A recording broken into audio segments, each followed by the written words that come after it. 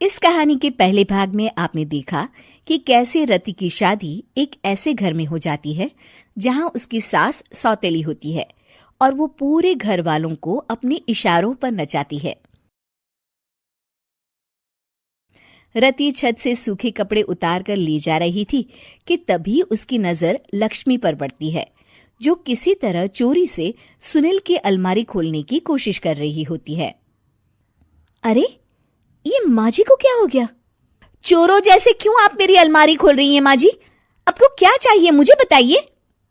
अरे वाह, क्या चाहिए मुझे बताइए। अरे मैं इस घर की मालकिन हूँ, पूरा घर मेरे इशारों पर नाचता है और तुम्हें बताऊं कि मुझे क्या चाहिए? हट यहाँ से। और वो उसे जोर से धक्का देती है। जैसे ही लक्ष्मी रति को धक्का देती है, उसके सर पर चोट लग जाती है और वो बेहोश होकर गिर जाती है। रति के आसपास पूरा परिवार खड़ा रहता है।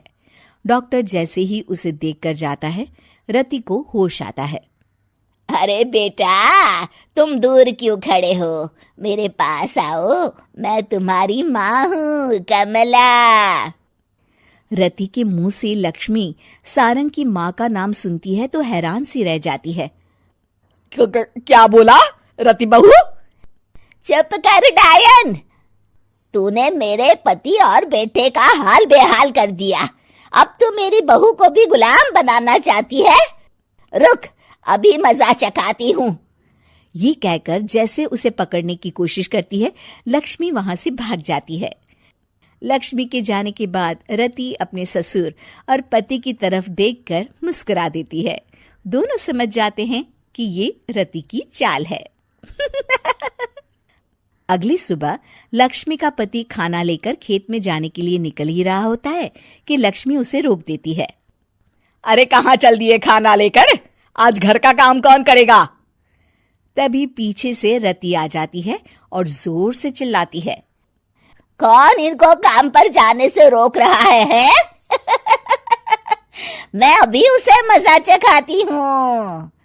जैसे ही रति लक्ष्मी की तरफ बढ़ती है, लक्ष्मी घबरा जाती है। मैं तो मजाक कर रही थी बहन। आखिर मैं कौन होती हूँ रोकने वाली? मैं तो बस ये पूछ रही थी कि घर का काम कौन करेगा? कौन क्या? तू करेगी। चल उठा झाड़ू और शुरू हो जा।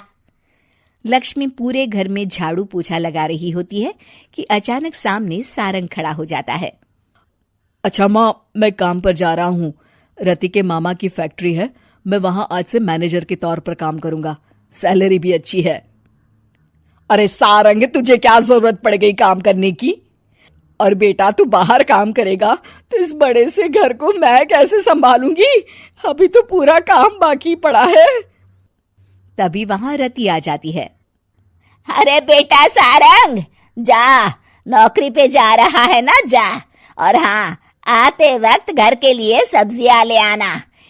ये लक्ष्मी बैठी बैठी मोटी हो रही है, जरा काम भी तो कर ले।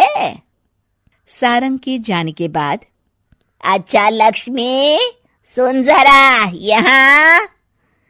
लक्ष्मी अपनी बहू रति को सारंग की पहली माँ जो मर गई है वो समझकर उसके पास जाती है। अरे बहन, ऐसा क्या हो गया जो तुम्हें वापस आना पड़ा? मैं तो बड़े ही प्यार से इस परिवार को चला रही थी। प्यार से तो मैं बहुत साल से तुझे मजा चखाना चाहती थी, लेकिन किसी औरत का शरीर मुझे नहीं मिल रहा था प्रवेश करने के लिए। अब से ना मैं बहू के शरीर में रहूंगी। और हाँ, तूने कोई भी चालाकी दिखाई या मेरे घर के लोगों को परेशान करने की कोशिश की तो तेरा गला दबा दूंगी। लक्ष्मी रति के मुंह से ये सुनकर डर जाती है और शाम को अपने बेटे और पति के सामने जाकर कहती है, तुम दोनों मुझे माफ कर दो। मैं अब तुम दोनों को कभी परेशान नहीं करूंगी। और बहू, तुम मेरी बेटी की तरह हो, बस अब बेटी की तरह ही बनकर रहना। लक्ष्मी उन लोगों को इतना कहकर वहां से चली जाती है और उसके जाने के बाद तीनों एक दूसरे की तरफ देखकर हंस देते हैं।